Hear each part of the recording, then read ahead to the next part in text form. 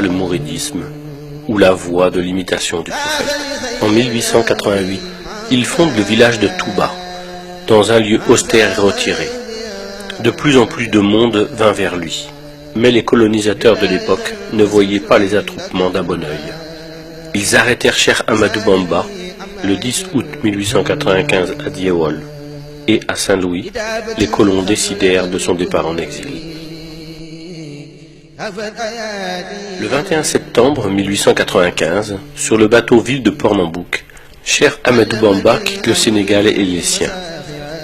Il arriva à Libreville, où il passa 3 mois. Puis il est envoyé dans des contrées austères, où règnent les moustiques et les maladies, au sud du Gabon, à Mayomba, où il déclara ceci: « Ô océan de Mayomba, témoigne que je suis l'esclave de celui qui pardonne les péchés, et que je demeure le serviteur de l'élu. » Il y passa 5 ans avec des militaires et des prêtres.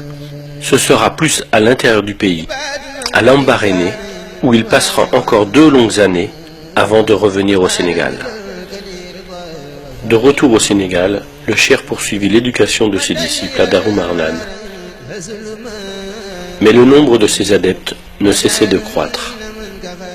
La Mouridia prit une ampleur spectaculaire et demeura une source d'inquiétude pour les colonisateurs qui se sentaient menacés. C'est alors que le colonisateur décida de l'exiler 5 ans en Mauritanie, où se trouvait un grand érudit, Cheikh Sidia Baba. Et le cheikh déclara ceci: « Je ne fonde pas mes espoirs sur le soutien d'un ami, ni ne crains l'attention d'un ennemi. Je suis entièrement confié à Dieu. »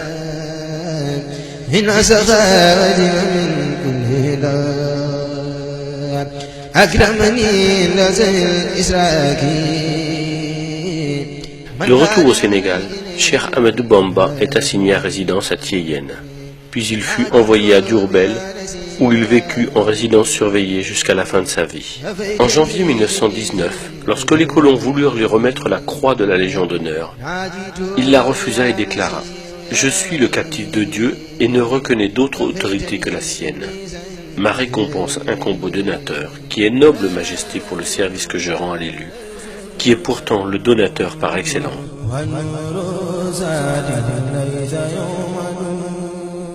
En novembre 1925, Cheikh Ahmadou Bamba demande aux autorités coloniales une autorisation de construire une mosquée à Touba. Le 19 juillet 1927, Cheikh Ahmadou Bamba est rappelé à Dieu. Le conseil de famille désigna Cheikh Mouhamadou Moustapha, fils aîné du cheikh, pour la succession de son père.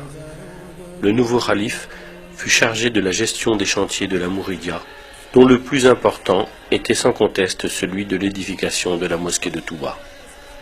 Pour mener à bien cette lourde tâche, son père avait loué les services d'un administrateur, en l'occurrence M. Tahiri, commandant du cercle de Thiès. M. Tahiri dilapida les fonds qui lui avaient été confiés. C'est alors que Cheikh Moustapha Mbaké décida de reprendre à son compte les travaux, mais il fut confronté à l'acheminement du matériel de construction. En effet, le matériel lourd ne pouvant se porter à tête d'homme ni à dos d'animal.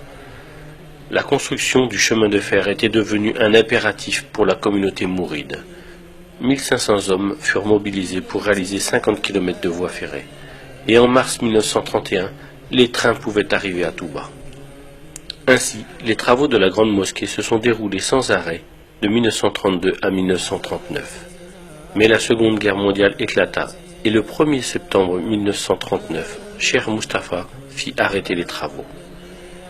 La mosquée avait pris de la hauteur, les esquisses des minarets étaient sorties. 3000 hommes marchaient à pied pour acheminer les pierres de la carrière de Ndok.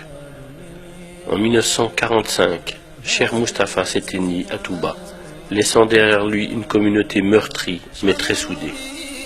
En 1949, les travaux reprirent, et les mourides sont ainsi parvenus à ériger la grande mosquée dans un impressionnant travail de fourmi qui actuellement leur vaut cette hargne, cette bravoure, ce sens de la générosité et du sacrifice, mais aussi de l'efficacité dans le travail. La mosquée fut inaugurée par Cheikh Mohamed Fadel Mbaké, alors deuxième khalife. La ville de Touba est devenue aujourd'hui une grande cité religieuse. Dans la vision de Cheikh Ahmadou Bamba, Touba devrait réunir les conditions idéales pour répondre aux besoins nécessaires, aussi bien de la vie spirituelle que de la vie temporelle. Alors, animé par sa conviction que seul Dieu pouvait lui accorder sa faveur de venir à Touba, il s'est adressé à lui sous forme de prière, et c'est uniquement à ce sujet qu'il a écrit son livre intitulé Matlabul Fawzaini, c'est-à-dire Quête de la double réussite.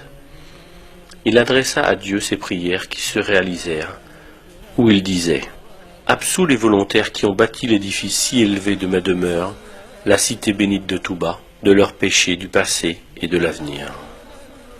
Fais que cette cité soit un lieu d'adoration de Dieu le miséricordieux et de rejet de Satan le banni. Faites de ma demeure, la cité bénite de Touba, un lieu où on plonge dans la voie de l'obéissance et de la tradition de l'envoyé. Prière et bénédiction sur lui. » Convaincu que la connaissance de la science islamique est la voie royale qui permet d'accéder à la meilleure place dans la vie spirituelle, il s'adressa à Dieu et dit « Fais que cette cité soit un réceptacle d'enseignement, un lieu de méditation et d'entendement. Fais qu'elle soit un lieu d'éducation et un magistère d'enseignement. » Dans le domaine du temporel, Cheikh Ahmadou Bamba avait bien compris que la réussite économique est un facteur déterminant dans l'accomplissement des obligations religieuses dans toute société, car elle assure sécurité et stabilité. Il disait « Fais que cette terre soit une terre de richesse, de sécurité, de miséricorde et d'abondance tout le temps. Favorise les habitants de Touba d'un bienfait en eau abondante, ruisselante et qui court à l'instar d'un ruisseau. Protège cette demeure du vagabondage et de la délinquance et de toute promiscuité.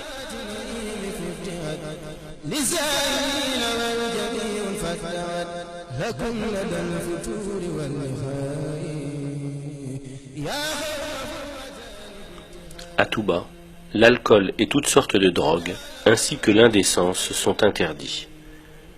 Cheikh Ahmadou Bamba disait « Protège quiconque aura consacré un effort dans cette cité, y aura effectué une visite, et pardonne-lui ses péchés. » Ainsi, chaque année, Touba enregistre plus de 3 millions de pèlerins, surtout pour le Grand Magal de Touba, qui commémore le jour du départ en exil au Gabon de Cheikh Ahmadou Bamba.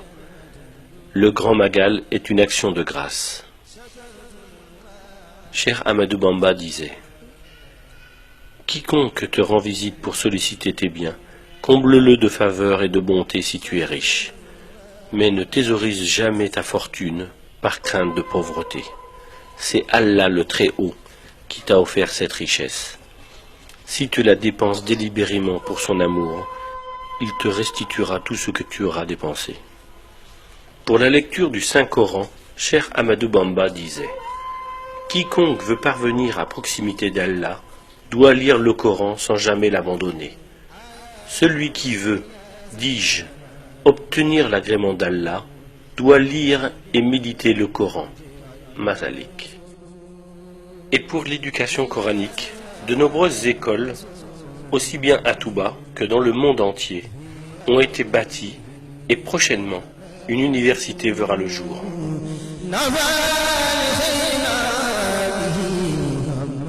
Les mausolées des grands dignitaires mourides sont souvent au pied de la mosquée. Ainsi, après une prière pour honorer le fondateur, les mourides prient en hommage aux successeurs de Cheikh Ahmadou Bamba et de la famille. Touba, créé en 1888 par Cheikh Ahmadou Bamba, a grandi après sa mise en terre en 1927.